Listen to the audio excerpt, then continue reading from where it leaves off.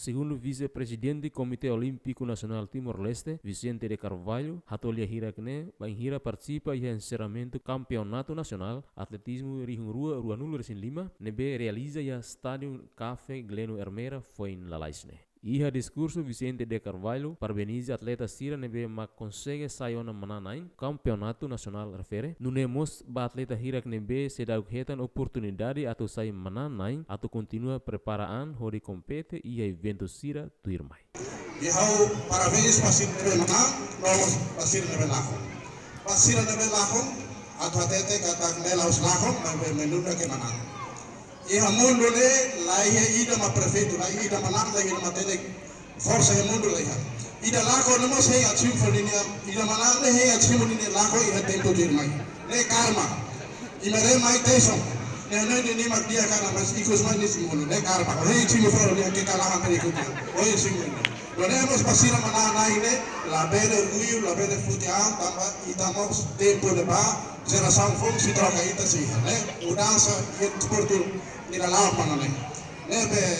pasira nebe lako treino na fati continua treino ore potência de ter Hermera ao fiar kata olímpico mai para mos se Hermera vamos se presente ao fiar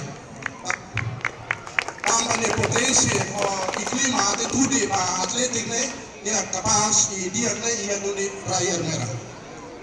a treinamento central fa treino center dia né ia do Hermera amalema kau hei e pasira malam continua treino campatina ainda né ita atividade todo lá o CPLP primeiro CPLP segundo ita iha Asia Youth Games 17 anos mais carai ia Nagoya Japão ini ada tete tampil ini papel Komite Olimpiknya amin ini simulai bahir los anil lebe ita tina ne iha atividade todo CPLP Asia Youth Games outubro depois dezembro iha kan SEA Games iha dia 9 e 20 iha Bangkok Thailandia lebe momento ne aim ne tepat capaz de tebe so